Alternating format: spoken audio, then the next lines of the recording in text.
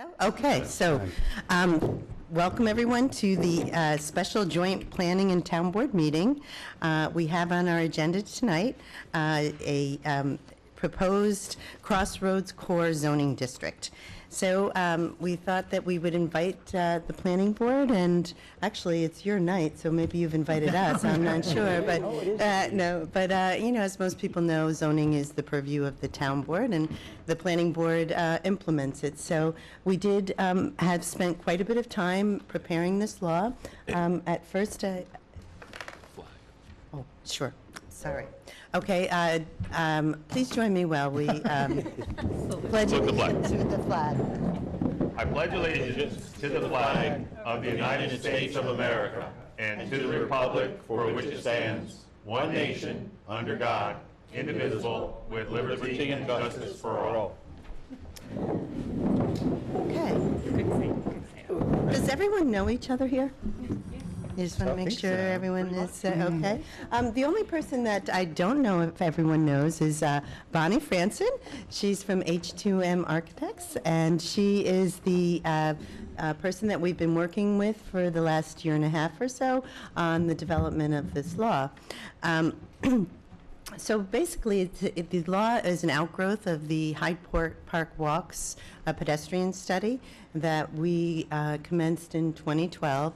And there were a lot of suggestions that came out of that study on how to create a pedestrian-friendly walkable neighborhood.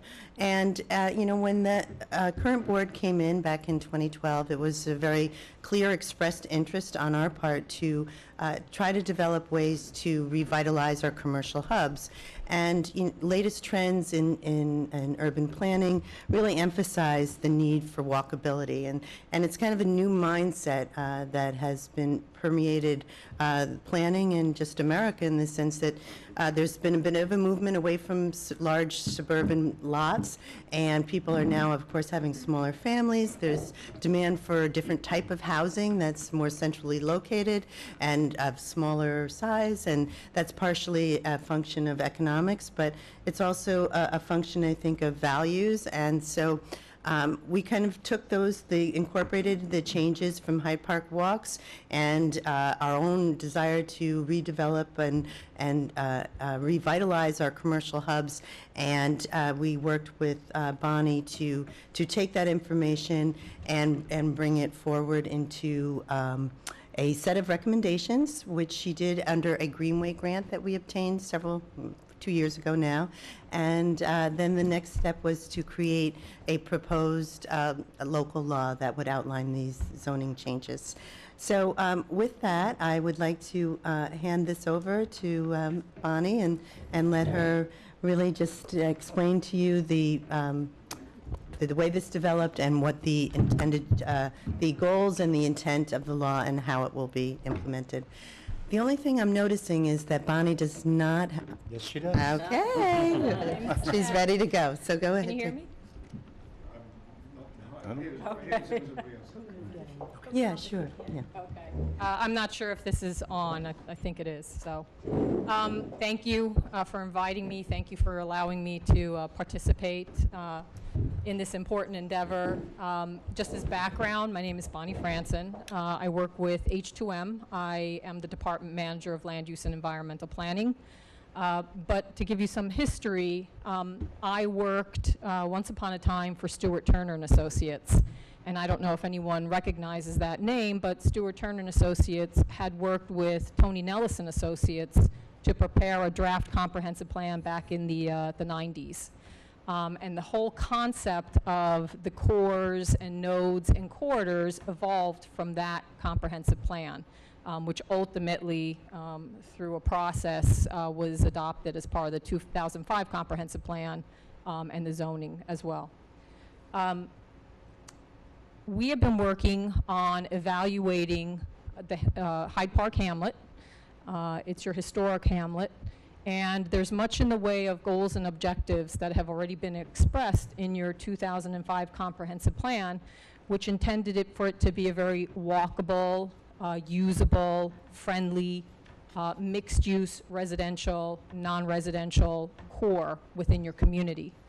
And in looking at this area, we evaluated it from the perspective of what are the building patterns there right now, how high are the buildings, what are the sizes of the buildings, how do they relate to the streetscape, are they pedestrian friendly, to what extent is parking utilized, to what extent is parking situated behind buildings versus in front of them, and evaluating all the design aspects of this area, which is the historic Hyde Park Hamlet area. In doing that, we ultimately developed recommendations about how to make this area evolve into one that's more consistent with the vision that was expressed in the 2005 comprehensive plan and in other documents that have been prepared since that time. I just want to point out, this is your current zoning map that we prepared, and we did overlay the proposed CC district on it. If you'd like to come up later on and take a look at it, but you could see it's one small segment of the entire TCHD zoning district, and it encompasses about 60 properties total. During the process of evaluating the area, we also did prepare a land use map, which shows the existing land uses in the community, in the study area, and helped guide us as far as some of the recommendations with regard to what should be allowed and what is envisioned for the CC district. Bonnie, excuse me, could I just interrupt for 1 second, just for the audience at home? Essentially, the northern boundary is Vanderbilt. Correct. And then the southern boundary is a little bit south of Harvey Street, right? Correct. So just to make that very clear to everyone, that's the area that we are addressing. Right, so it is the Hyde Park Hamlet area. This is Vanderbilt Mansion, the property, as you had mentioned. The area that really bisects the Albany Post Road frontage is the Market Street area. You have Main for orientation, and again, here's Harvey Street, and that's essentially the extent of this proposed Crossroads core zoning district. And as I mentioned, it encompasses about 60 lots in total. Much of what is allowed in the CC zoning district is presently allowed. However, we have enabled additional uses to be permitted, especially different types of residential uses, because the intent is to create a mixed-use residential, non-residential and residential community, both mixing residential throughout the zone, but also mixing residential and non-residential in a building. So your typical downtown environment where you may see commercial uses on the ground floor, and then on the upper stories you would see residential uses. But we also envision that the town may consider other uses which aren't allowed presently in the TCHD, and in particular townhouses, which can be developed at a higher density. It's a very marketable type of residential dwelling, and it wasn't originally envisioned to occur in the overall TCHD district, but we can certainly imagine attractive townhouse development being introduced into the CC district. We also, in attempting and desiring to promote the pedestrian-friendly environment, we specifically defined and called out uses that really aren't appropriate for this area for a variety of reasons, not only to promote a pedestrian environment, but also simply they may not really be appropriate for an area that has many of your historic resources and historic buildings. So you'll note that in the zoning local law that we've drafted, we suggest and recommend that certain automotive-related uses not be allowed, again, because by virtue of the fact that they really require certain features that are oriented to motorists and motor vehicles are really not, from our perspective, appropriate. We also did not want to encourage particular uses that do not generate that kind of lively activity that everyone is seeking to happen in the Hyde Park Hamlet. So storage buildings and storage rental places wouldn't be allowed there as well. Again, because it tends to create not the enlivened kind of environment that you're looking to achieve. So in considering the CC zoning district, you'll note that in the local law, much of the first several pages of the law itself propose revisions that are really intended to provide flexibility in how the CC district is developed, how it's designed, again, to encourage development. Overall, the vision is to have the historic hamlet area, that's Crossroads core area, be regulated and guided by an illustrative plan that was put together by the Dutchess County Planning and Economic Development Group. And that particular illustrative plan shows several design features which should be considered in any development that occurs within the CC zoning district. Those types of objectives include promoting pedestrian activity, creating usable gathering spaces so that even buildings at a certain scale would be required to provide outdoor cafes, outdoor spaces, benches, again, pedestrian amenities to enliven the area. There is a special area in the CC zoning district, which we call the primary intersection frontage, and that area is shown in the red cross that's in the middle of it. And what that is intended to do is to allow flexibility in the setback requirements and also to guide uses within and associated with any of the properties that may front to this area that's outlined in red. The intent is to allow the types of buildings that front right to the right-of-way, and in doing so, you would create that almost central business district type environment where you have stores on the ground floor, people can walk up, look into the windows, shop, and really consistent with some of the existing buildings that you already have on the west side of the Albany Post Road corridor at Market Street. So the vision is to create that kind of environment throughout that area that's right at the corner, or the four corners quadrants of Market and Albany Post Road. There is a preference for 2 to 3 story buildings. It would be encouraged, again, to create that kind of density and intensity that everybody's seeking within the Crossroads core. There's a promotion of building development rather than, worrying so much about the parking and how much parking is dedicated to a particular property. There's really a desire to create buildings and to allow, again, flexibility where you have shared parking, perhaps parking that's allowed on other surrounding properties, especially where they're not utilized. For instance, if you have a church or a religious place where, for the most part, parking isn't utilized, to encourage shared uses so that you're limiting how much space is dedicated to parking, which really doesn't generate, again, the kinds of intensity and density that we'd like to see within this area.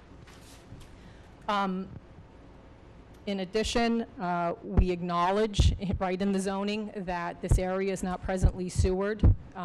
That has been and will continue to be a challenge within the CC zoning district. So we do talk about designing buildings in a manner that they're placed so that in the future, when the opportunity arises and central sewer is introduced within this area, that those buildings and those properties can evolve and expand. But again, being pragmatic and acknowledging we have to site the septic systems at this time in a manner in which they can be accommodated on the individual lots. There is no one architectural style that's being promoted. There is, you could see certain architectural styles that exist today. We mention a range of architectural styles that are found in the Hudson Valley that could be accommodated in the design of buildings, but we're still looking for and encouraging innovation in architectural styles so that it's not simply a replica of what is there already. Again, I mentioned greater diversity of housing units. We will allow, the CC district would allow the 2-family dwellings and townhouses. One of the flexibility items and ways to encourage development is there is a proposal to allow a higher density than what's allowed right now in the TCHD zoning district.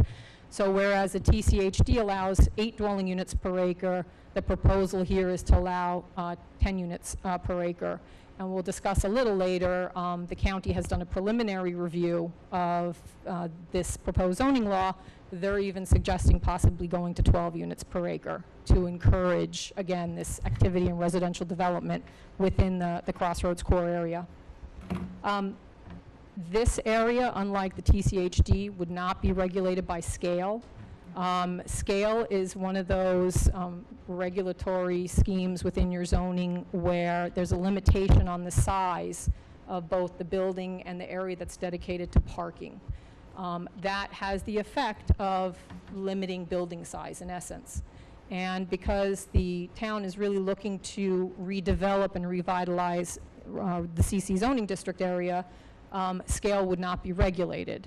And that is why you now see design standards and design guidelines in the CC zoning district, because rather than saying a building has to be a certain size or volume of space, rather a building could be very large. It simply has to adhere to certain design standards so that it has an aesthetic quality that is appropriate for a location where you're trying to create this central business district type look.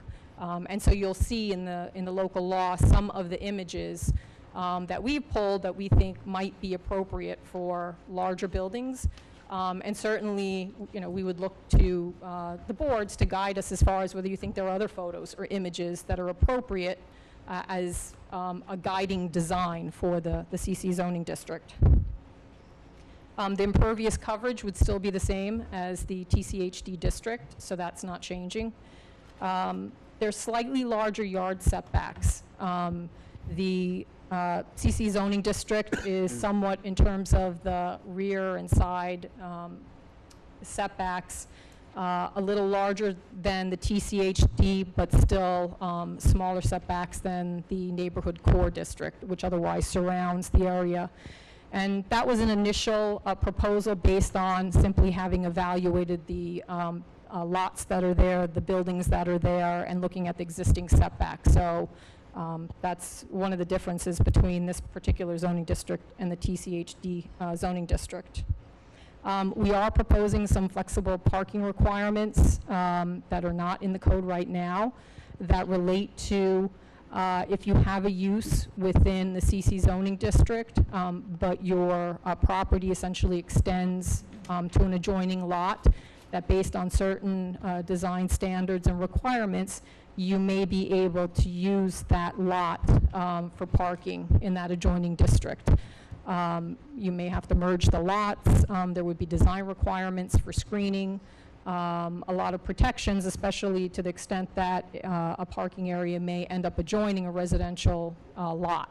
But the intent is to provide that flexibility because the existing TCHD district and the CC zoning district, they extend sometimes only, you know, essentially one lot along the corridor of Albany Post Road.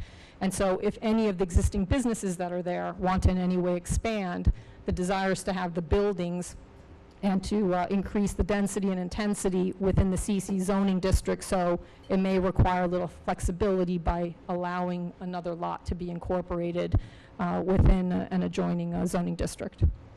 So that's a real brief overview. I believe you've had the zoning in front of you, and you may have questions that we'd be happy to answer, or thoughts and ideas about possibly you know, what you would want to consider as part of the rezoning effort.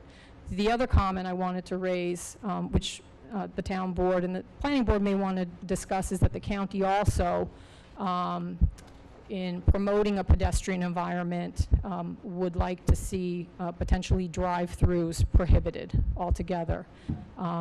This draft zoning law proposes to regulate them strictly so that they're not creating, again, this environment that is geared toward vehicles and motorists by encouraging, for instance, if there is a drive-in, that you try and avoid having it within the primary frontage, try not to break up with curb cuts this frontage pedestrian environment, that it be done on side roads. But again, I think it's something that the county has raised, and it would be beneficial to discuss that as a group.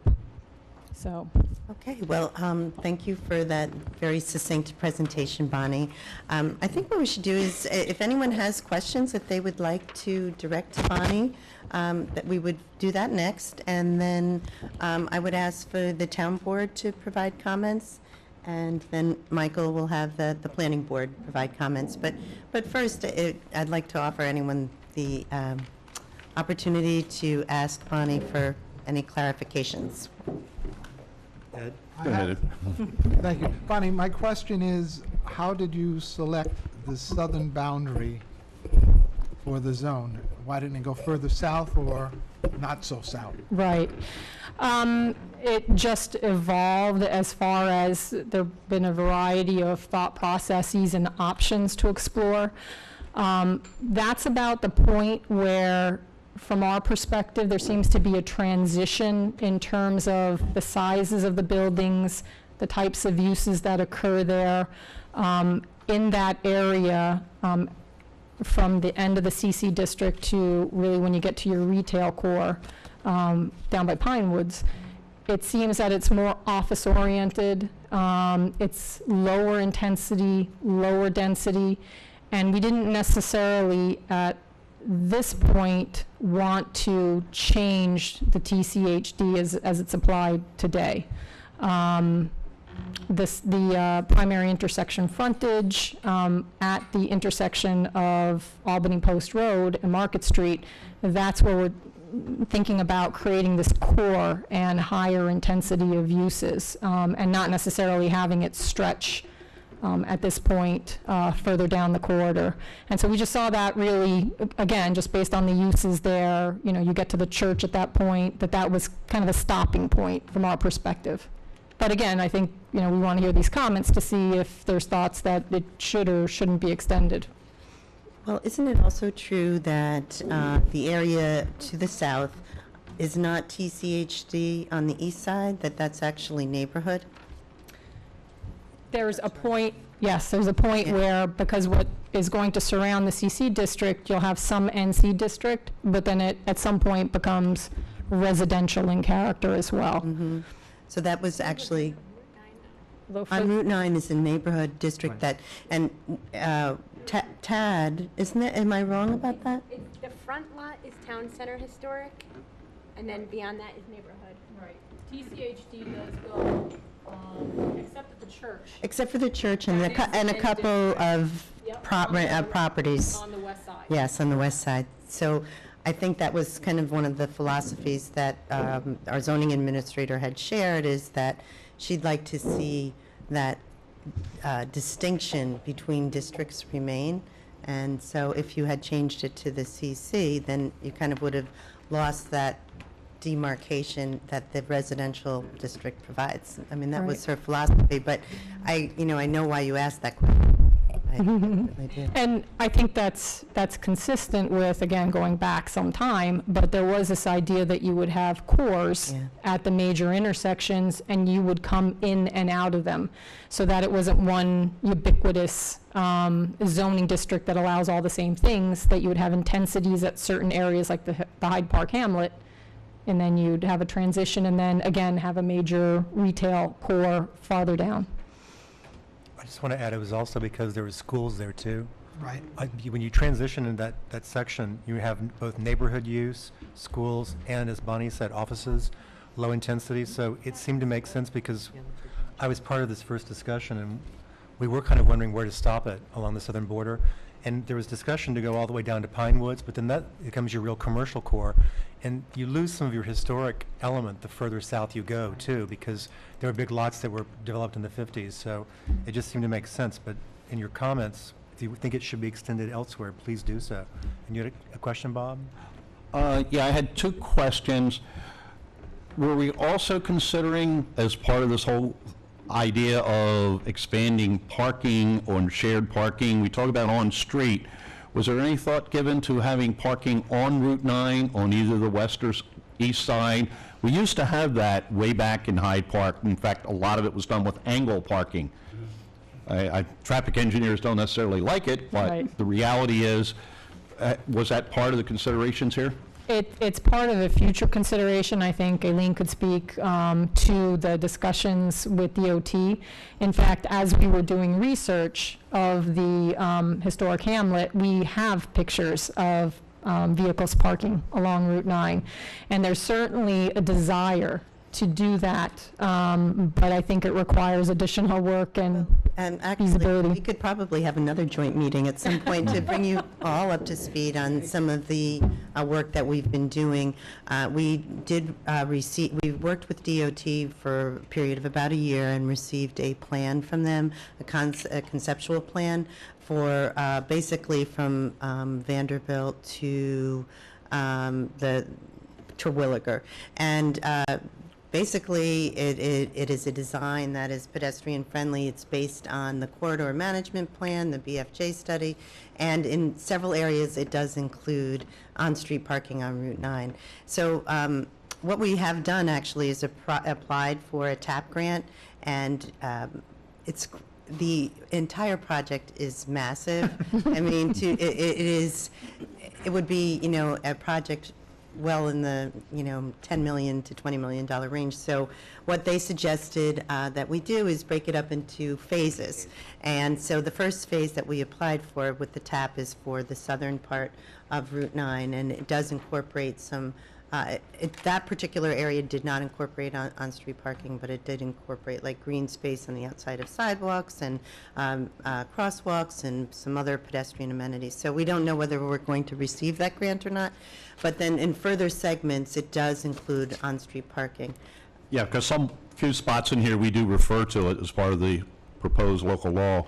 The other question I have is, I believe you said there are roughly 60 properties affected. One of the things we constantly deal with is having to grandfather this or that property before this or that piece of zoning was there.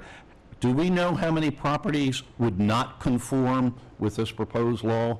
Have we gotten to that point? That we would have to grandfather, is where I'm coming from. Right, and I don't know that so from a use perspective or from the bulk Well, where perspective either. Whatever. In Right. other words, that we're going to have to say, okay, this person is exempted or they're grandfathered, and then it poses problems later on down the pike, say, come back for this or that change. I'm just curious, do we know how many of the 60 would not conform? We don't know at this point precisely, but as part of this, once we have really set in terms of then going to the public for its consideration, the boundaries and the uses, we have to prepare an environmental assessment form. And so as part of that environmental assessment, we're specifically going to look at the implications for, how, to what extent it affects any properties. Having said that, in terms of uses, as they're allowed presently in the TCHD versus what would be allowed in the CC district, there are not that many changes. If anything, I think we're being more flexible again on the residential end. And I think the uses, as far as which are affected would be those that are automotive, and there are very few right now, if any, in this particular CC district. Now, actually- Michael, does this include where the proposed Mavis was, or is that Yes. farther south? Yes, no, this is within the district, and Okay. I think I can answer your question. That would be none. There are no current automotive uses. The gas station that was there when Mavis was proposed lapsed well over a year ago. Once it lapses for a year under our code, it's no longer grandfathered. And because, what I really like about, I shouldn't comment yet, but because there's no scale requirement, no building with its associated parking would be too large now that exists. And, Right, from and that actually, perspective. what I'd like to say is actually, Bob, what we would do is a lot of properties would actually conform.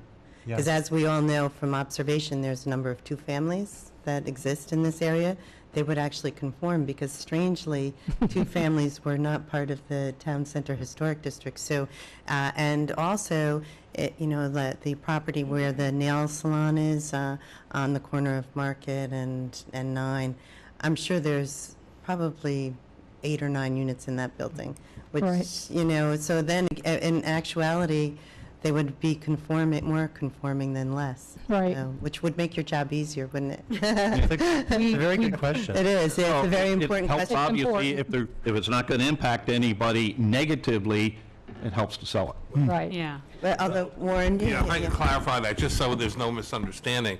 When you rezone this property, this area, it doesn't mean that there's a mandate for existing properties to come into conformity with anything. This would guide future development. The grandfather issue would only apply if there's pending, to extent there might be pending applications. But I don't want people to be frightened that Right. all of a sudden, everybody who's within this district has to change their has properties. to build a 3-story mixed-use building. So I think that provides the answer. I think if we had to look on a lot-by-lot basis, the only, again, we did do field surveys, we looked at the real property cards to limit any creation of non-compliance. And again, you'd be surprised what the residential densities are for some of the properties that are mixed use right now. And so by increasing the density, you are, to some extent, making them more complying. Actually, just to define density, if people don't, I know everyone here does, but it just means the number of living units that are allowed on a particular piece of property. Right. So that is one of the outcomes, and the goals was to allow for greater density in the commercial area, and partially because I think we all ultimately realize that you need more individuals to support the businesses that are existing. And so to create that vitality and walkability, we need housing and we need people. So I think that we looked at this as an opportunity to bring people to the places where we want to see them in a way that it doesn't negatively impact our taxes. It's centrally located, the infrastructure is there, except sewer, which, that's something that not we've yet to crack, but, roadways and all those type of things. So that's something that... It's an established neighborhood, an established community in which you're redeveloping and infilling it because it has all those, that infrastructure and amenities.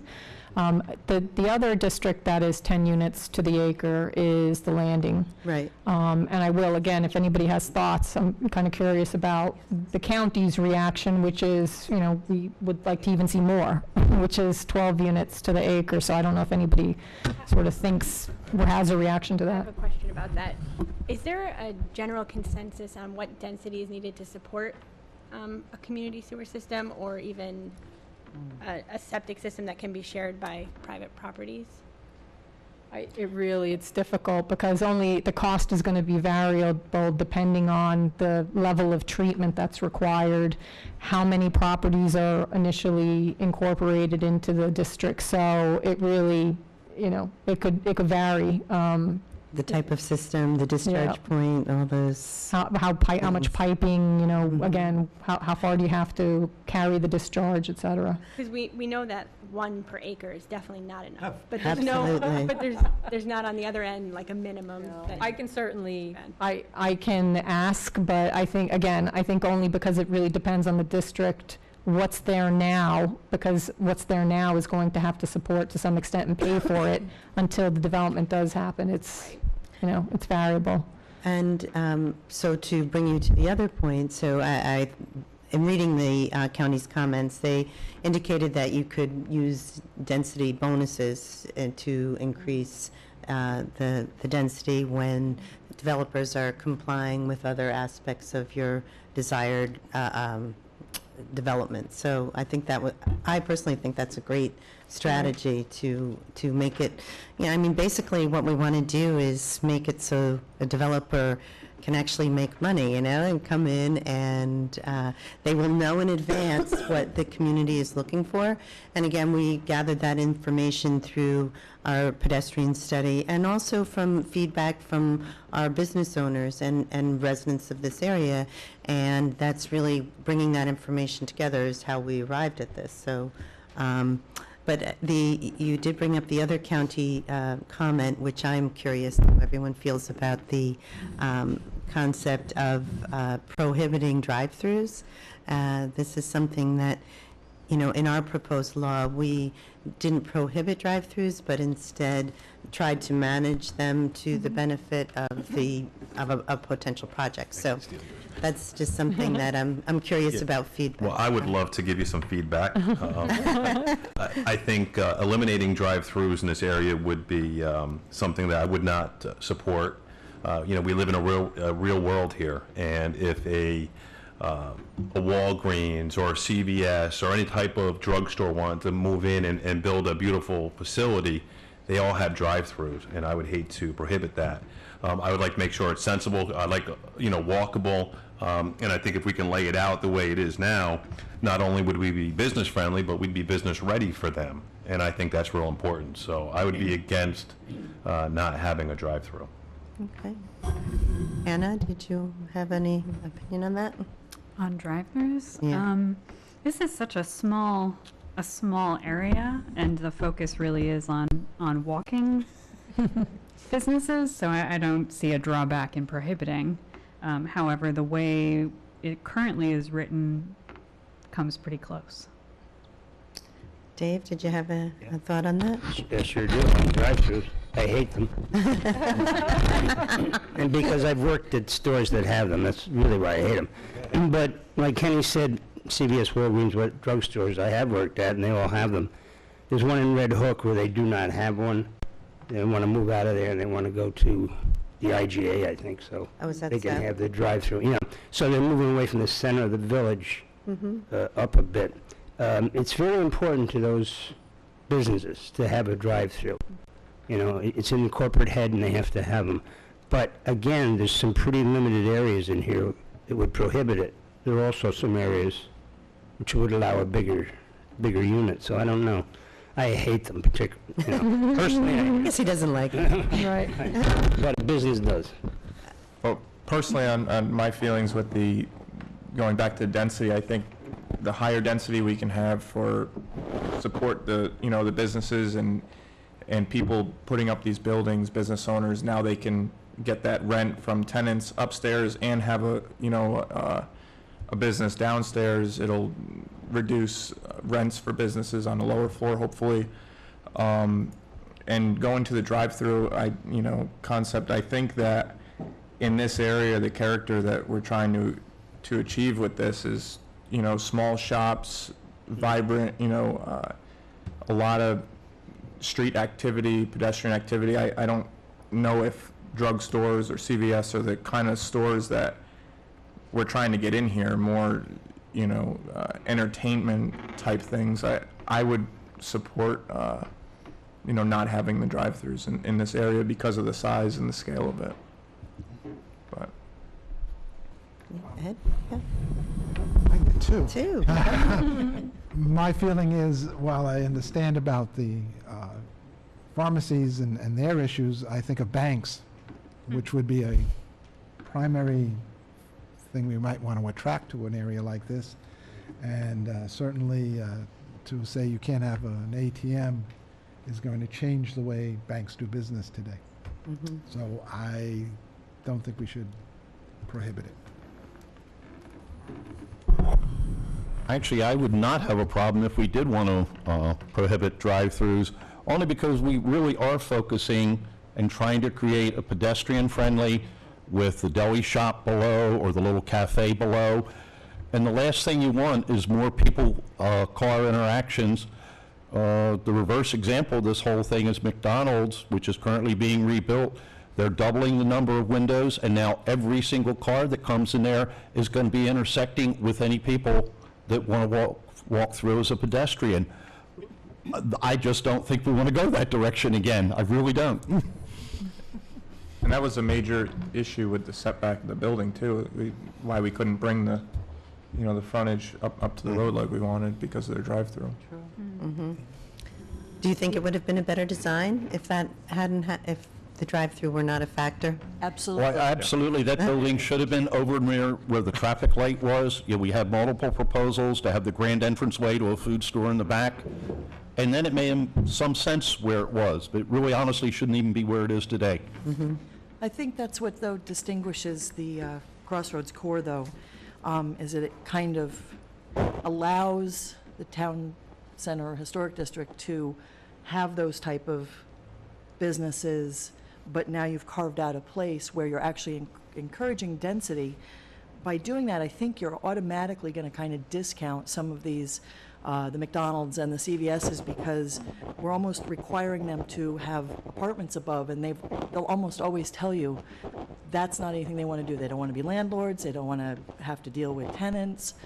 So I think by just increasing the density, you're going to attract the type of businesses that may not have drive-throughs, because that's not their core. They are into the multi-use, and they have figured out how to thrive that way. So my whole thing with drive-throughs has always been, they're always trying to put them on lots that are too small. And so something that I've always wanted to see in our zoning is something that says that basically if you don't have an acre, you can't have a drive-through, because you can't support both the driving and the parking. Dunkin' Donuts, the original location, was a perfect example of Yes, exactly. Yeah. Exactly. So, I mean, I think, I don't like to prohibit things. I think the zoning, if written correctly, naturally attracts the type of businesses that you want to have, and it just naturally kind of repels the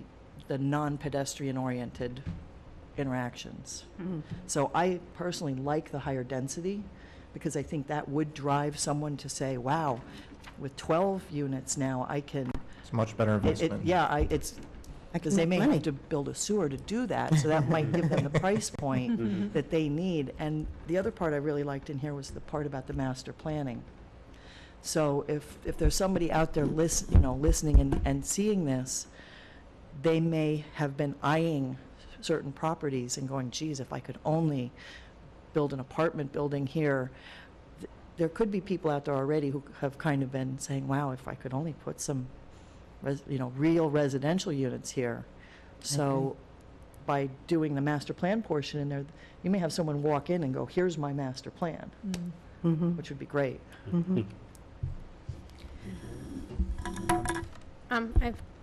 Based on this conversation, 2 comments. One is that this is actually almost like a district within a district. So I was wondering if maybe prohibiting the drive-throughs in the T, the cross, would be a compromise, because that is going to be the heart of the pedestrian activity. And then just an idea. Second, I think that we should be clear, and maybe everyone wants to discuss it, on whether the second floor is going to be required or whether it's just going to be strongly encouraged. I think that's a very good point and when you were speaking, Ann, I wasn't sure actually what the intent was, if it would be required, and that's something about density too. It's not a requirement to come to be that dense. It just allows you to do so. So let's Bonnie in. Well, I was going to say, I think we need to hear people's reactions, because what if someone comes along and they're proposing storefronts and it's 1 story? If it meets the walkability requirements, if it allows the design elements, if it meets all those requirements, would that be okay? Or really, do you want to establish that you're looking for a minimum of 2-story buildings, because that's obviously well, can we also say that a third option is you can have a 2-story building that the second story isn't usable space? It's kind of a yeah. My kids are always correcting me. They're going to yell at me. Yeah. So just so it may, if you would have a second story appearance, but not necessarily usable space, would that be address that concern. And Is it the look, or, because it's a balancing of, what you're trying to achieve in terms of intensity and density Right. versus the appearance of the buildings within the district, and really, how far do you want to go? Well, if I could just make one other comment, it just, originally, we discussed creating just a form-based code here, and if anyone's familiar with that, it doesn't really describe the uses more, it's just the way it functions within the guidelines of the zoning. So, if that were the case, then I don't know if a usable second story would be required. It just would have to look like there's a second story. Just off the top of my head, for me, I would be comfortable with that. I wouldn't say that, I would equally be as. because again, we, as Ken mentioned, we do live in the real world, and, although we would love to see, a completely pedestrian commercial area that mimics many of the places we all go on vacation, it's not necessarily the realistic thing to expect. So I personally would like to be flexible on that, but I just want to weigh in for a moment. That first, I want to go back because I didn't speak about the drive-through uses. And first I just want to compliment both boards. I hear some great things coming out. I'm always proud of the board I work with because I think they make great comments. I've heard many tonight already. But I do think that, remember, we're looking at an entire district that extends south pretty far. And I think that the idea of limiting drive-through uses just where the T is makes sense, because it's also, these are narrow roads in through here. Market Road is very narrow. If someone really wanted to drive through, they'd have to do really expensive improvements through DOT. I'm pretty sure, because I remember when Quicker just talked to us, that that's what they were talking about. But if you get down further south, there may be, as Ed said, what if a bank wants to go in there, and banks need drive-throughs? That's just the way that is. That's been around since the 60s. I believe that Bonnie has put in language, and that county planning suggested even stronger language so that we could control what the drive-through is. What happened with McDonald's was they insisted it go all the way around the building. As soon as you do that, and that's what Bob says, is you're going to have pedestrian vehicular conflict, because pedestrians have to reach the building somehow. So if you limit the way drive-throughs can be used, which is what Bonnie's proposing in through there, so there's only along one wall, then you limit the fact that there's a problem with someone walking in front of it and potentially getting hit. So that's the first thing I wanted to say. The second is that when you're talking about the second floor, I personally feel very strongly that, again, in this T area, that we really want a functioning second floor. But as you go further south again, the properties down there don't all have second floors. A lot of them are just first floor. Some are 3, the old Parker House, or where he was Expedia recently. You want to be able to allow that, again, since it's leading to a transition zone, I think you want to be able to say, in this area, it should look more like it's building to the south or the north, so it needs maybe even the appearance of a second floor, but not a real one. But in this area where we actually have functioning second floors, I don't see a reason why not to require it, because we're looking to increase density, particularly in this area. And just anecdotally, all these places that have second floors stay occupied. Sue never has a problem with renting her places, neither does John. They offer certain kinds of amenities. That's when you walk outside, you can go to the store if you want to, et cetera. And then I'm just going to share what I've been sharing ever since I've been thinking about the concept of townhomes and sort of building what you and I talked about. I've been envisioning what could happen over at the old Hyde Park Motors now. A series of townhomes that would face Market, curve on, face Cranberries, curve on, face maybe up to where the Chamber of Commerce, the old firehouse, and the post office that was originally there. Those are pretty areas. Then you'd have a little archway you can drive through, have more a fountain, have parking inside. But as long as you're adding the density there, if you make sure that there has to be a second floor that's residential, then you're going to encourage that as well. And I really think that this would be a desirable place to live, to be honest with you. Well, I definitely agree on that I could envision townhomes and dense residential area. But I think that would lead us to another discussion, which we had very briefly, which would be, would you require it to have the typical commercial look on the first floor on the T, and I am not sure that I would say you would have to. And I think that we have kind of a little bit of a different view on what is the optimum or realistic expectation for mixed use in suburbia. You know, mixed use in urban areas, it's pretty apparent what that looks like. But in suburbia, you know, it hasn't, I can't really think of a lot of instances where that's been achievable. Maybe I'm wrong about that, Bonnie, but in the areas that you have done work, is it something that is achievable to that it can make desirable rental units on the second floor with the commercial on the first floor in suburban locations? I think, well, I'm thinking when you say suburban, I'm thinking of more of the village-type environments within rural areas. So we think of the Rhinebeck's of the world, the Red Hooks, if you go to the other side of the river, you know, a Woodstock, Ronda. Well, that's getting city. It's a little, that's, yeah, urban. But I'm thinking more of a Woodstock, a New Paltz. But then when you look at some of those communities, New Paltz, well, I mean, it's comparable to some extent to Hyde Park because of the college presence. So there's, I guess what I'm trying to say, to some extent, it comes down to market. And what is Hyde Park's market? And I think that's, you've hit the nail on the head. Right, and what does it draw from? And because that's actually is what my business is, and, you know, renting apartments, and the apartments that are above commercial entities are not typically as desirable for residents as they are if they're in their own apartment building. It's just by my personal experience. It could be. That's why I'm asking if you know, it's just that I think in suburbia there's a little bit more of an expectation that I'll live with that where I live will be with other people who are living there. And it's, again, it's, I think, what are we marketing Hyde Park as? And it's also somewhat predicated on high demand for rental units, for them to have that desirability when they're on the second floor. You know, that brings me up to something Victoria and I were talking about earlier.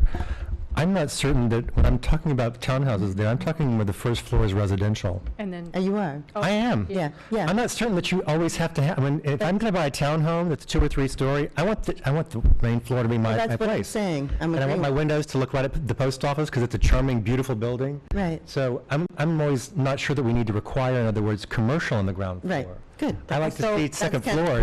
where- I'm not sure that you always have to require commercial there, particularly in this T area, because I don't mean this rudely, but if our population could support all the commercial we have now, it'd be filled. Right. We have so many pockets that are disparate of commercial that are, you know, out in outlying areas where they're required to be reached by car, that if you increase the density in through here of residential where people can walk, what exists there now the empty buildings could reflower. The businesses that say, like Rogers at Cranberries, it stays up until 4:30. If he had a more dense area, people wanted to meet for dinner, they could go there. I'm not really sure that we need to have commercial all on the first floor everywhere. I think that should be left. As I said, if I were developing that, I would want to have like maybe a yoga studio, a dry cleaner, things that people would want to when they got home, just be able to walk out and go here, here, here, here, here for errands. So I'd let the market, in other words, dictate some of that. But I think the important point is, and I think we're agreeing and We are. saying that I wouldn't necessarily require commercial on the first floor, and that's something that we hadn't. that's a little something different that from is- what we had discussed earlier. exactly, and so I think, you know, there are variations on that, perhaps to allow commercial on Albany Post Road and not necessarily a market, or maybe just leave it entirely open. Now, having said that, if we look at the building with the nail salon, as you go around the corner on Market Street, it's residential on the ground floor. It's not active. While there's people there, which is great, as a pedestrian environment and going into uses, that's not necessarily enlivening. So I think we want to be very careful as far as if we're going to allow the residential, where it's allowed, because of the implications for, again, changing that kind of environment that I think we're trying to create. Or maybe maybe it's a percentage. That's what I've been thinking. Yeah, maybe that a certain percentage of the ground floor has to be, you know, commercial. Maybe that would be a compromise, but something to discuss. 2 comments. First, mentioned before, Dunkin' Donuts and the drive-through. Rondout took virtually the same footprint, has a drive-through, no issue regarding the drive-through. Okay. The second thing is, while I agree about the first floor, my concern would be, what are you walking out to? And the idea is to make it a walkable community, but I need some place to walk to. And if every first floor is a residence, That's a problem. all I'm going to walk to is my car. So someplace or another, there needs to be. Well, they're going to walk right over here Or to we town can come hall. over here and go to town meetings, so we have. But that would be Yeah, a that's a good concern. point. That's a very good point, Ed. So I think that doing a percentage is a good compromise. I Right. think that's a, So I think what's on the table is, so you have the whole district. We talk about, and where we're talking about the retail actually requiring it was only in the primary intersection frontage, so the T. okay. So I think the question is, it's not that we were not allowing residential throughout the CC, it's the T itself that we were looking for Right. the ground floor commercial. So, question is, still require that, or a percentage? My opinion, I would love to see commercial. You know, that brings people downtown. When you have restaurants and you have seating out on the sidewalks, and when you walk through neighborhoods, that's really what it would become. If you had residential properties on the bottom, it becomes kind of a neighborhood. And if you have a little bit of business and then you just have a lot of residential properties, if you're out of town or if you get the wrong clientele in there, it can really change that whole dynamic of that zone that we're trying to create. So in my opinion, I would love to see on the bottom floor would be all commercial, make it vibrant, make it walkable, make it so people come. When people come, it normally becomes safer. There's more activity. There's more liveliness going on. And I mean, I would love to be able to stay in Hyde Park and have my meals, have my dry cleaning, have my movies, have my drink on a Friday night, and go home. You know, and I think people are craving that in Hyde Park, and to have residential properties in this small section that we're talking about. We're talking what 6 blocks here. You know, we're not talking all of Route 9. Right. So, you know, we're not talking a huge section of Route 9 here that we're restricting. And I would love to have it go up, put residential properties above that, but I think our main goal is to bring in businesses and to have a lively downtown is what we're all thriving here in Hyde Park. At least that's what the Schneider households thrive. And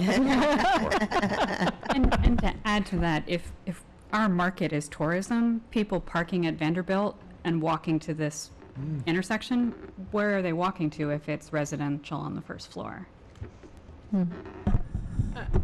Used to be, Oh, sorry. Go ahead, Dave. Yeah. right where we're sitting right now, until 60-something when it burned down, it's exactly how it was along here. They were all commercial on the ground floor, apartments over the top, you know, from the drugstore on that corner to the original Malloy's on this corner. Town hall was over there, the wooden building. It was wonderful, and this was the center of town. The activity, everything was here, and it really was great. You parked right on Route 9, on one side of it. You know, you pulled in, and there's a bar in the middle, too. Sometimes they get a little banged up, but you could park right along the streets, and it was wonderful. And then down the side street even, there was a motel, the diner, and it was essentially like we're trying to do now. The townhouses, I'm really impressed with that, though. That sounds like, wow, what a great spot to live, you know, if you can afford it. That's, you know, I don't know how much they would have to give if they don't have some commercial. So that's, you know, I don't know. But you do have to have commercial, and it could be a percentage also. Well, don't misinterpret my comments to mean that I'm not in favor of commercial. I'm just trying, No, I mean, I no. think that I Right. just want to be realistic, and, you know, we have empty buildings that we want to guide the way they're developed. We want them to be appropriate, but we want to make it work, because otherwise nobody's coming, you know? So that's kind of that balance and that hybrid that we have to come up with, that, you know, give them incentives to make it work, but still give the community what they're looking for, so. Yeah, I was going to suggest that rather than a percentage, which may be difficult if it's a single lot to do a percentage, a density bonus. If you are doing retail on the first floor or some kind of commercial on the You get first floor. additional.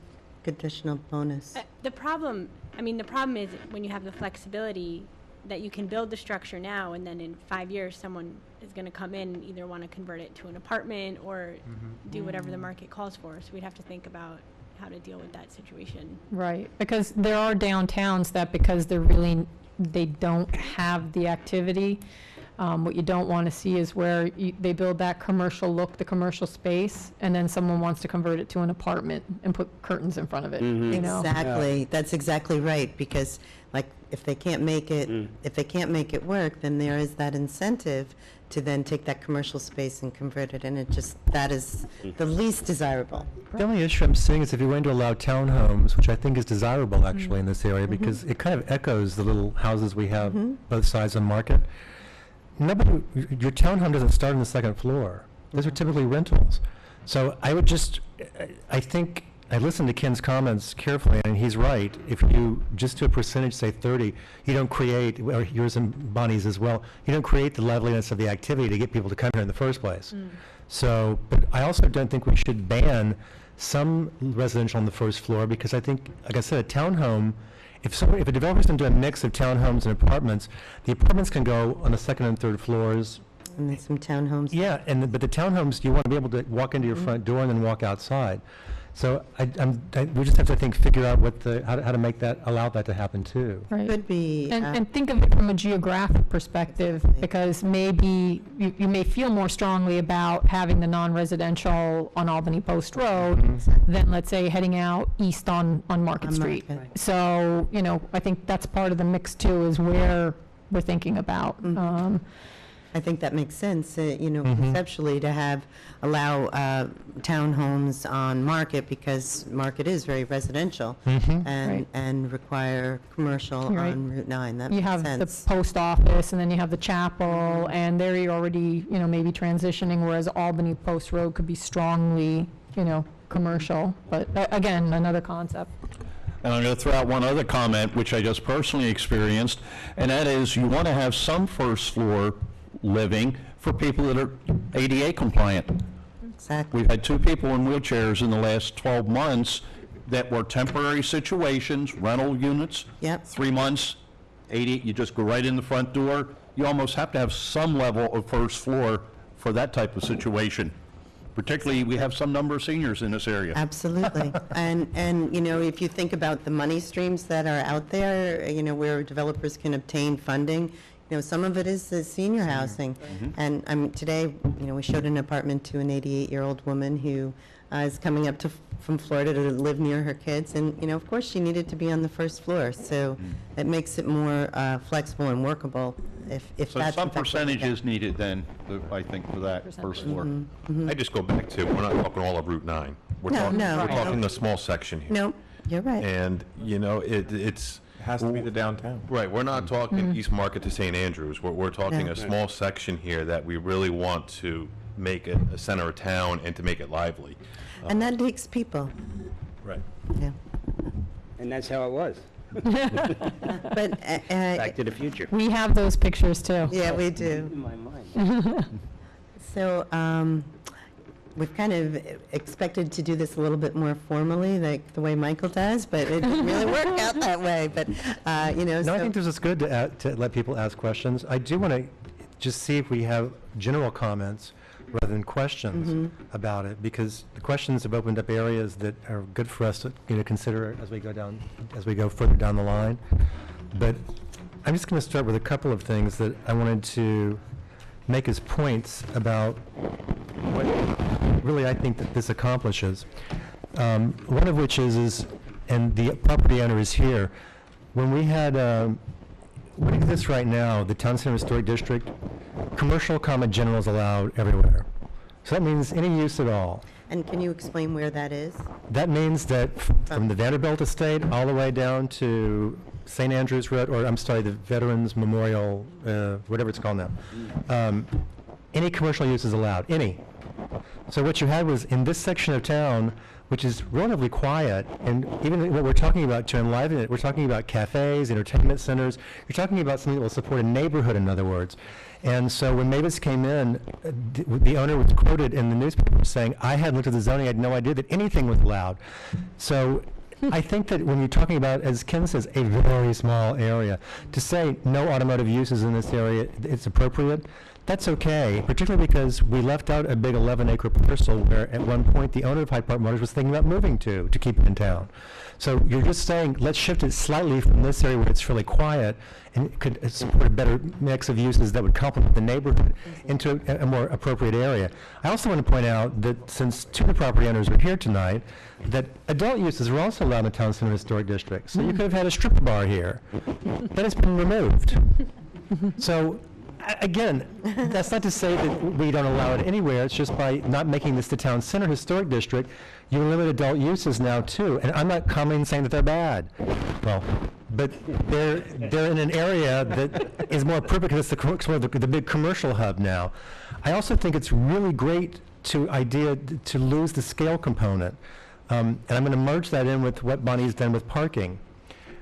Again, in the Town Center Historic District, we at one point had the owner of, I think it's Dr. Vanger, a dentist. It's just north of what is now Hyde Park Consignments. She had a tenant in there who wanted to take over the whole space and turn it into a wine bar. She was going to tear it down, create something nice. There wasn't enough parking in the area, so she bought the lot behind her, only we discovered that we can't make that parking for commercial use because it's zoned residential. Bonnie has now set it up that if you own one parcel next door, then the parking could be expanded as long as it's secondary, and it's not the primary use, it's secondary to whatever the main use is. So a lot of these parcels we're talking about, because this developed this part of town in the 1800s and early 1920s, a lot of these lots are small. If we ever got sewer, if and when we get sewer, or if someone comes in and says, now that there's more density and I can create this mixed use, I can see opportunities here, they still have to have parking. It's a real limiting factor. So if we can figure out a way to make the parking work so that someone can make it, again, commercially viable for themselves, I think that's just really, really great myself. So I also like that even though this isn't necessarily form-based architecture, I think that providing the pictures that you've done will help the planning board help guide what we want to see there, because what's typically happening now, my colleagues can tell us, they'll come into a meeting and say, what do you want to see? And legally, we can't really say, build this, build that, because that means that we're going to automatically approve it. They're supposed to come up to us and then we negotiate. So if they have no idea what the starting block is for, well, it could look like anything anywhere in USA, that is business unfriendly. That is not business ready, because all the developers, I've learned this from my 9 years of sitting up on the dais from our meetings, they want predictability and certainty. That's right. The more certain that things can be, like, oh, here's the 7 styles they want to see. Okay, I can adapt this in a sort of modern way. I can make this look like this. It's easier for them to come through. When they see that they now have parking flexibility, it's easier for them to figure out, oh, if I buy this lot that maybe is going to only cost me $50,000 next door and can use that. And yes, there's still screening standards. No residence is going to have an unimpeded view of the commercial area. But all these things work better to me for the area that really is our historic heart. I mean, the commercial heart left by the 50s when development started going south toward Pine Woods. And again, I compliment the town board. You guys have applied for a grant to kind of jumpstart a little zoning changes there to reduce some environmental assessment work so that you could figure out maybe how to do density bonuses in there to get that started. But you recognize that that's your commercial core. So this is more of your downtown livelihood core. And anything that we can do in the zoning that would help that happen, I'm all for 100%. So those are my comments. Sorry. Victoria. I've made most of my comments already. In reading through this, I was actually so impressed with the level of detail that you guys did an awesome job in finding this. Because, I mean, this is just, yes, it needs to be discussed, it needs to be maybe tweaked, but I think at its core, no pun intended, it's an awesome idea, and I think it's exactly kind of what we've all been struggling with, without having to do a whole rewrite of anything, just picking a spot and calling it something and defining what you want it to be so that people who want to develop can look and say, I can do that. So I was just really, really impressed. This is top notch. Thank you, Ann. Appreciate that from you especially. I totally agree with all the prior comments, and I know I'm down in the nitty-gritty, but one thing we do talk about, like a maximum width of a driveway, 10 foot. Most of your commercial fire rigs today can't meet a 10-foot opening at all without going over the curbs. And just, I'm going to mention what happened up in Tivoli, which again deals with the fire department. They made this wonderful circle up in Tivoli, but they never took into account the fire trucks can't make the turn, and they have to drive over the curb completely. So as we read through some of this, as I say, I saw some other minor things like that. Right. That's a detail, but you need to maybe think about that also. Actually, And I think Victoria or you. I did it. I said the Right. same thing because we have to have fire trucks, we have to have fire truck compliance. Yeah. But what I think Aileen's going to say this at the wrap-up, but what I would like for at least my colleagues to do is, Bonnie already has my initial comments. So, and they're not overly detailed. Some were just questions, and I've thought of new ones now tonight. But what I'd like for you to do is send your comments either to me, and I can email them to you, or I can give you your email address, because I think what they're going to plan on doing is having another revision and then opening that up to the public, for public hearings, formally referring it to County Planning under 239M and to the Planning Board for our official comment. This is a nice way to get early Working comment. meeting, Yeah, just working meeting. A preliminary meeting. Anything that granular, go ahead and say, because Yeah, that's absolutely. those need to Very be important. Yeah, It is important. yeah. Thank you, Bob. Made my comments. The only comment I would make now is I'm anxious to hear public comments because I think this is a skewed perspective. And while I appreciate it, and I appreciate people like David taking us through the history, it's important to find out, are there people out there who would say, that will make a difference in how I live in Hyde Park and what I could bring to Hyde Park?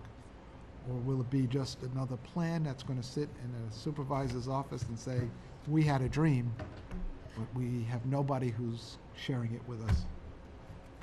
Good points. And just to, again, with my comments, I think the density is really key, maybe in the T section, if we can make it like a minimum density requirement and try to have that as high as, possible for this area. And the commercial businesses in the downstairs or first floors in that area, I think is going to be really essential to make that the vibrant place that, this district is trying to achieve. That's I think the main point of this is to get a nice walkable downtown center, and it's not going to be walkable in a downtown center without the businesses. But I think you did a great job in the research and the findings, and a really great presentation, so thank you. Thank you. I want to say thank you for all the hard work you put in. I just want to piggyback a little bit off of what Ed had to say. I don't think this is a dream that something's just going to sit on the shelf. What I really love about Aileen and the administration that I've worked with is that we've taken Hyde Park, and I'm a food guy, so I love pizza. And instead of trying to eat the And whole wings. pie, we take a piece. You do use the knife and a fork? I do, sometimes if it's really hot.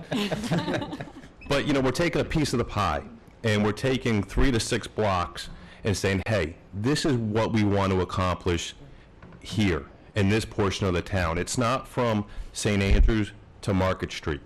So when I can take a small piece and I can eat that pretty quickly, I don't feel real full. But if I try to eat that whole pie, it's going to be, then it's really, it's a lot of work, and it's something it's not attainable. So if I can take a small piece of that pie and say, first of all, I know the residents in Hyde Park want this because we had a huge petition with over 300 signatures on it. So I know what the residents in downtown Hyde Park are looking for. I know what the Schneiders want that don't live in downtown but would love to come to a downtown, and I think most of us sitting here want the same thing. So by taking a small piece of that pie and making that attainable is something that I'm really looking forward to, because I don't want to just sit and serve in the town of Hyde Park and just say, boy, I just have big dreams. I want to accomplish something. And by doing a small piece at a time, hopefully at the end I can look back and say, wow, I just had a whole Sicilian pie. So that's where I'm at. And now I'm hungry. Some of us haven't had dinner yet. Nice job, Ken. I think I have to agree with with most of what's been said. The goal here really is to accomplish a downtown that's walkable, and the words intensity and density have been used a lot. I think if we do not require a second floor in the T, excluding the east of Market, and do not require a ground floor residential, we take the bite out of that plan, and I'm not sure we'd accomplish anything. Okay, I have a dream too. It's going back, you know, this was such a great area here. And when the town hall burned down, they took this and faced Route 9. So there's no commercial now, it's just the town hall. And we could have had it facing Main Street, but that's going back. We have to take baby steps, I think, like Kenny said, but I have a dream and it can be done. Under Eileen's leadership and guidance, you know, it's really been impressive to me. She really loves the town, as everybody on this board does, and the planning board. I'm impressed with them. I watch your meetings, even if I don't come in person. They really care about the town. We need other input for sure, but this is the heart of the town. This is where it started. You know, it's spread out. It's wide now, but if you want to go someplace to have a Halloween parade or whatever, it should be the village, I think. You know, it just makes sense that we used to come here. And when I was a kid, I rode my bike, you know, up from River Hill or Curry Lane and ride on the sidewalks here. And it can be done in this small section, you know. I got involved because they closed Hyde Park Elementary, and that to me, that was devastating because I went there, and my kids went there, and it's like, ugh, they're taking the heart out of the village. And I'm saying, well, wait a minute, there's no village left, you know, it's gone. So we're trying to get it back is what this plan looks like, and it's an amazing piece of work. You know, I'm really impressed with it. I'm sure there's a lot of opinions in town, but we, you know, a dream, that's where you start, and hang on to that dream, we'll get something done, Right. I think. Well, and I'll just say, that's the nice thing about the CC district and having the illustrative plan in this type of a zone is because there's a vision attached to it. And so everybody needs to understand the vision so that when a developer comes in, you could say, it is or it isn't consistent with that vision. Warren, did you have some comments? I don't really, I mean, we've been working very hard on this, and I must say, I'm very impressed with the level of comment that we received. It's really gratifying to see how wonderful the planning board is. I don't get a chance to see you in action that often. I think it's a great plan. Obviously, we wouldn't have put this forward if we didn't think it was. It does need some work, and we will try to work with it and make positive changes. But I think the key is flexibility. You really want to jumpstart this area of the town. I think I've always felt it was the most important part of the town in terms of preserving the integrity of Hyde Park, and I think this would go a long way towards doing that. But you don't want to limit yourself in terms of flexibility. You want to have encouraged development, and you want to be able to work with the developers. So nothing should really be ingrained in stone. The law should have the flexibility of working with individual developers on a case-by-case basis and evolving as the applications come in. And I'm in favor of bonuses rather than mandates, so we'll work on that. Okay, well, that's all great comments. I'm going to pick up on Ken's, this pizza image. I'm a foodie too, so basically this slice of the pizza is going to have the works, right? I mean, we're going to have everything here that the people in town want. You know, we're going to have anchovies and mushrooms and onions, so it's going to be the type of village center that, you know, year after year, that's since I was a child, like Dave, you know, Hyde Park's a great town, but where's the center? You know, you hear that over and over from people who live here and people who visit here. So you're right, that is what we're trying to create here, and that mimics the vision. We know where we want to end up, so what we're working on is providing those details to end up there. And then just to pick up on Dave's comment, because we're both local people, we both have fond memories of this area and growing up here, riding our bikes here, walking here, and but it's interesting to me that you know, when Emily and I talk, because of course she's a younger, from a younger generation, she talks about creating an environment, a community for the 21st century. That's what she's looking for. And it's funny because it's really very much the same thing. The environment from the last century is really what a lot of people are looking for today, where people lived closely, where they had smaller homes, where they had mass transit or connected transit, where there's some connection with their neighbors, where they could shop. So I think that's an interesting way to look at it. Emily was not able to be here tonight. Her grandmother was celebrating her 97th birthday, so she composed a very, very nice description of her comments, and I'll just read, you know, one paragraph because I think it's particularly germane. And this neighborhood is filled with homes, professional offices, inns, churches, a cafe, a funeral home, the library, post office, town hall, and more. Future development should complement these quiet, pedestrian-friendly uses. Appropriate new development will knit this neighborhood together with new buildings and uses that harmonize with established ones. The goal is a vibrant neighborhood where residences and businesses are connected with sidewalks and inviting outdoor spaces, an area where people want to live and tourists want to stop and walk around.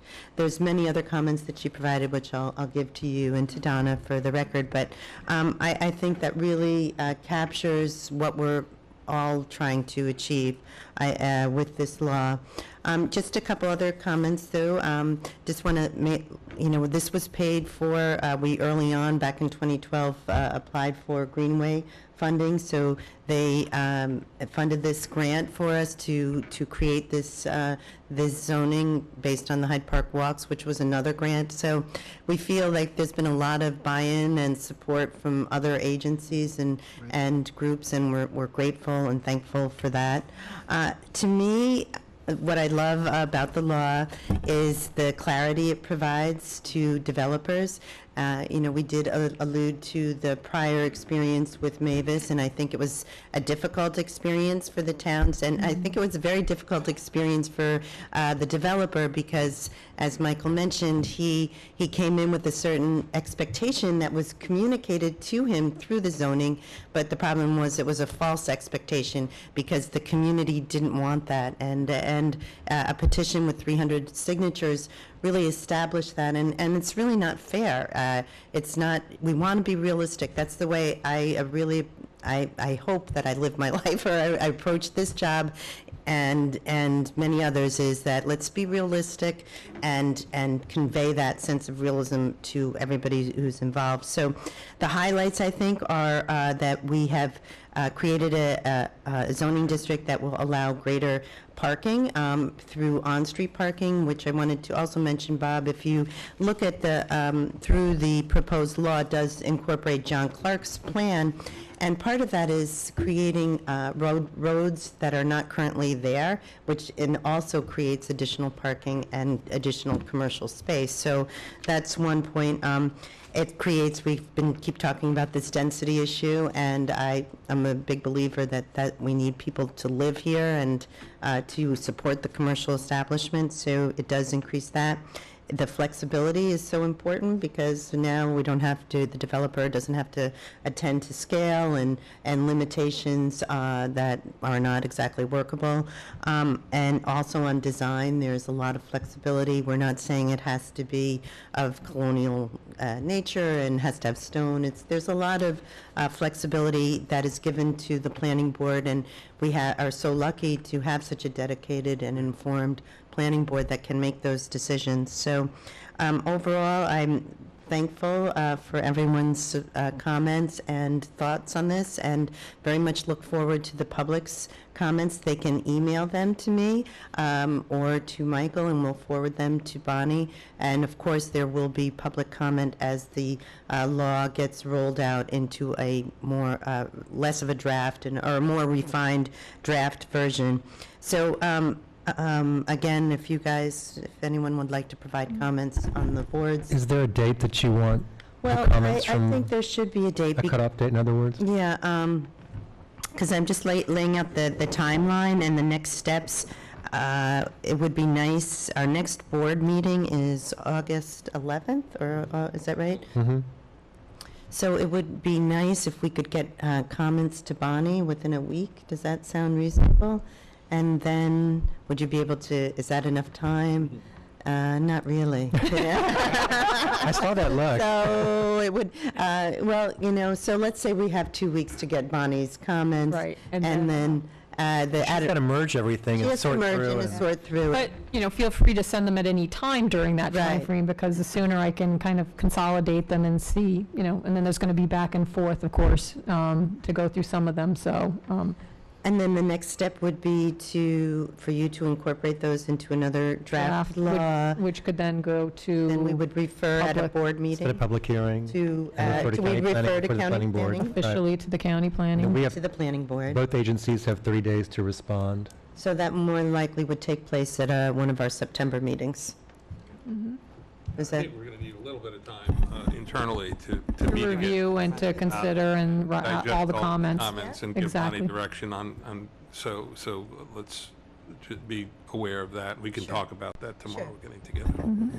okay. I just want to, Ed's comment about it just sitting on the shelf, I just need to share with you that I've been sort of excited about this, so I've already blabbed to LRC. I talked to them today when we were at the golf opening. I said, can we talk a little biz here?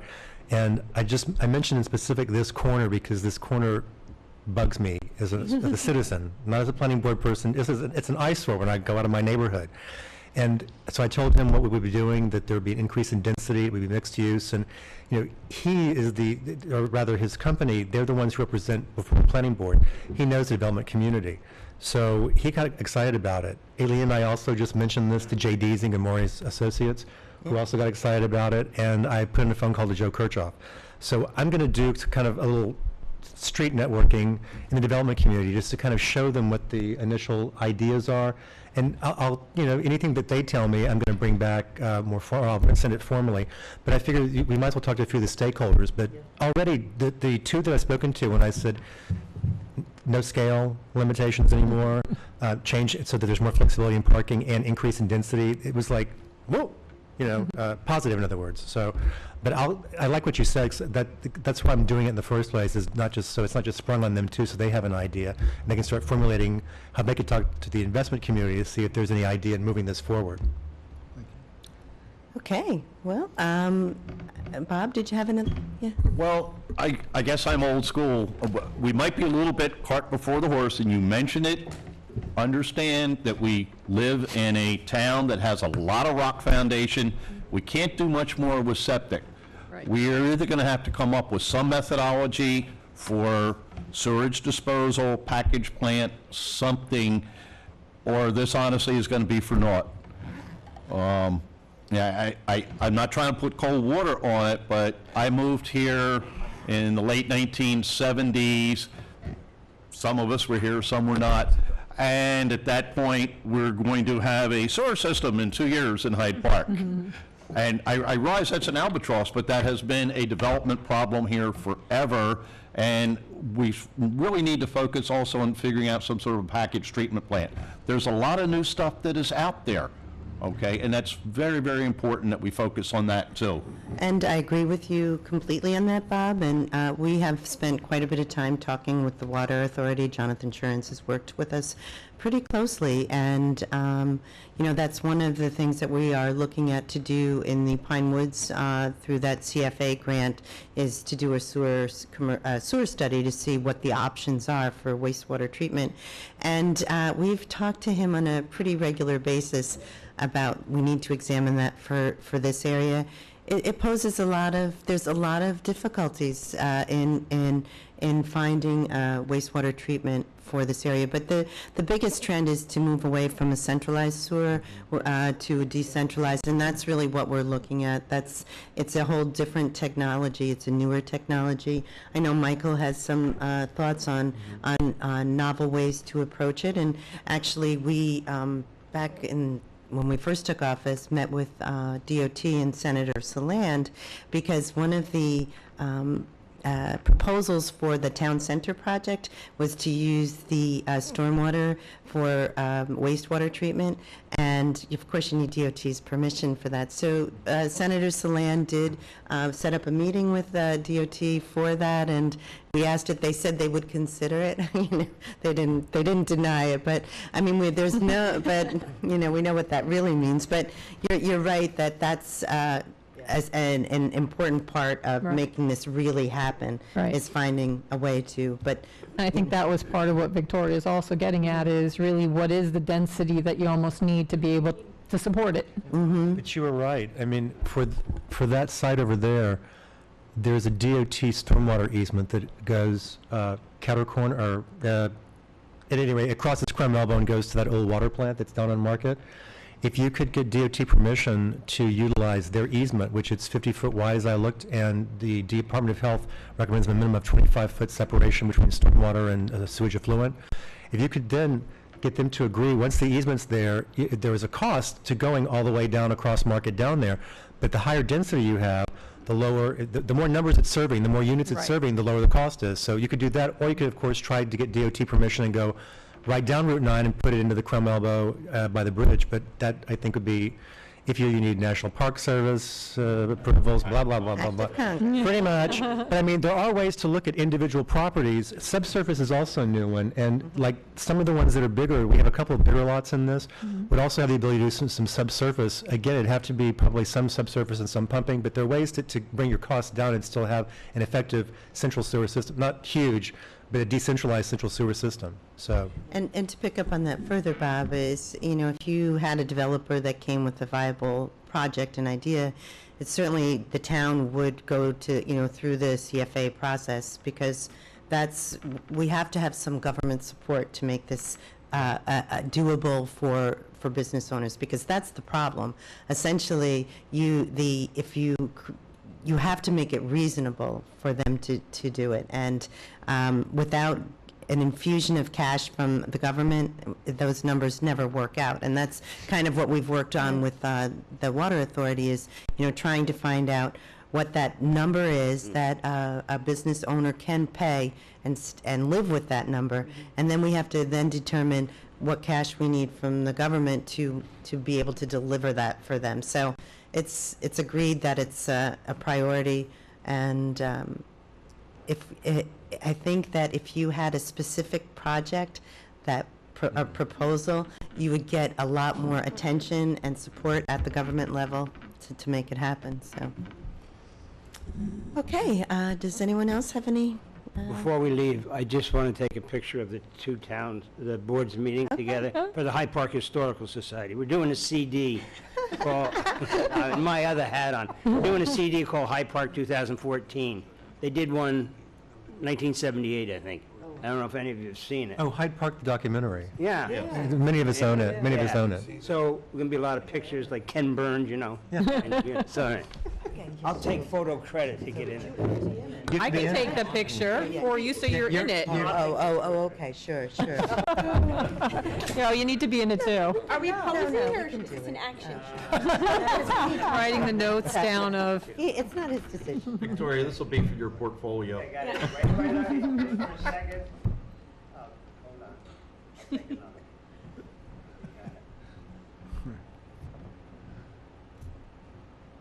That camera's from the Historical Society. 1978. From the last century. Kodak, Eastman Kodak. Brownie. I got it. So I guess we need a motion to go ahead and So moved. close, and a second. And all in favor? Aye. Okay, thank you, everyone. It was really. Oh, and Show me the actually, motion. we need a motion to open a town board town board meeting to go into executive session. I make a motion. Okay. Second. And a second, and all in favor? Aye. Thank heavens we're not in that. It's really good to see you.